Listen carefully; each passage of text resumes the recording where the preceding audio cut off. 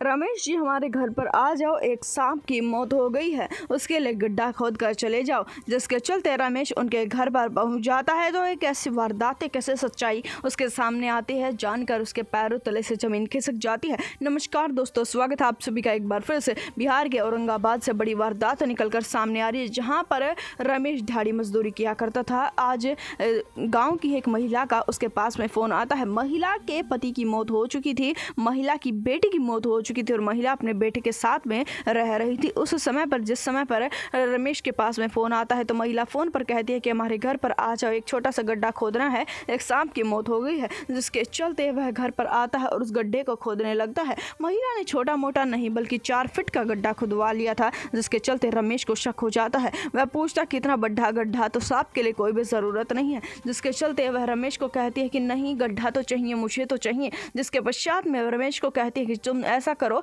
दूसरे घर से जाकर थोड़ा सा पानी लेकर आ जाओ, हमारे घर पर आज पानी नहीं है। जिसके चलते रमेश पानी लेने के लिए भी चला जाता है। जिस समय पर रमेश आता है तो वह हिल जाता है, देखता है कि महिला ने आधे से ज़्यादा गड्ढे के ऊपर मिट्टी डाल दी थी। जिसके चलते वह पूछने लगता है और कहता है कि मैंने इतनी मुश्किल से गड्ढा खोदा था, अब तुमने मिट्टी क्यों डाल दी। जिसके चलते वह महिला कहने लगती है कि नहीं, मुझे इतने बड़े गड्ढे की कोई ज़रूरत नहीं है, बस ठीक है ये इतना ही गड्ढा। जिसके चलते वह फिर से खोदने लगता है तो महिला उसे मना करती है और कहती है कि पंडित ने मना किया है ज़्यादा गड्ढा खोदने से, बस तुम यहाँ से चली जाओ, बाकी का काम मैं अपने आप कर लूँगी। रमेश यहाँ से चला जाता है, पर रमेश के मन में काफ़ी सवाल थे। रमेश को काफ़ी ज़्यादा शक हो चुका था, क्योंकि घर में जिस समय पर भी रमेश उनके जाता था, उनका लड़का उनको काफ़ी बार नमस्ते किया करता था और काफ़ी बार उनसे मिला जुला करता था, पर आज एक बार भी लड़का उनसे मिलने के लिए नहीं आया था। जिसके चलते पुलिस में कब फ़ोन करके यह पूरी बात बता देता है। तुरंत ही पुलिस उनके घर पर पहुंच जाती है। महिला गड्ढे को पूर्णतः रूप से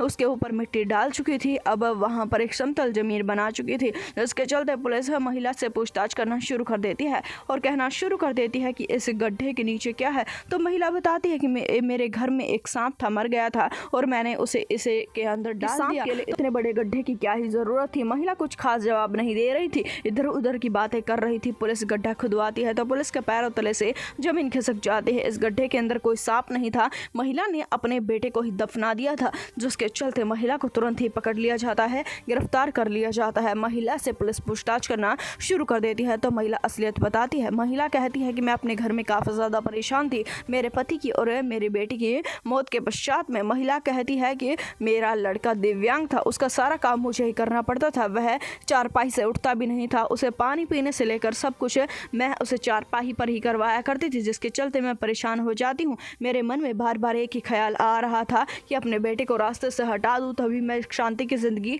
जी पाऊँगी। अगर थोड़ी देर के लिए भी मैं पड़ोस की महिलाओं से बातचीत करने के लिए चली जाया करती थी तो मेरा दिव्यांग बेटा चीखना चिल्लाना शुरू कर देता था। जिसके चलते आसपास के जो लोग थे वह मुझे ही गलत माना करते थे। आसपास के लोग माना करते थे कि मैं अपने बेटे की परवरिश नहीं करती हूँ, मैं अपने बेटे का अच्छे से ध्यान नहीं करती हूँ। मेरे लड़के की वजह से अक्सर ही मेरी बेइज्जती हो रही थी और मेरे लड़के की वजह से मुझे नीचा फील होता था। मुझे आसपास की महिलाओं के साथ में ऐसा महसूस होता था मानो कि मुझे ऐसे लड़के को जन्म नहीं देना चाहिए था। जिसके चलते मैंने अपने बेटे की बेरहमी से हत्या कर दी। महिला से सख्ताई से पूछताछ की जाती है, पुराने तक के महिला के पर्चे देखे जाते हैं तो पुलिस हिल जाती है। महिला ने अपने बेटे से पहले अपनी बेटी की भी हत्या की थी। महिला ने इन्हीं कुछ कारणों की वजह से अपनी बेटी की भी हत्या की थी। अपनी बेटी की कदकाठी की वजह से वह परेशान थी। उसका कहना यह था कि उसकी बेटी हाइट में कुछ ज़्यादा ही छोटी थी, उसे लंबी लड़कियां पसंद थी, इसी वजह से उसने हत्या कर दी। हालांकि अभी तक पुलिस उस महिला को सनकी देख रही है। पुलिस का कहना यह है कि महिला की दिमागी हालत ठीक नहीं हो सकती है, शायद इसी वजह से उसने ऐसा कांड किया है। हालांकि अब महिला को गिरफ्तार कर लिया गया। इस वारदात को जितना हो सके इतना शेयर कर दे, चैनल को सब्सक्राइब कर दे।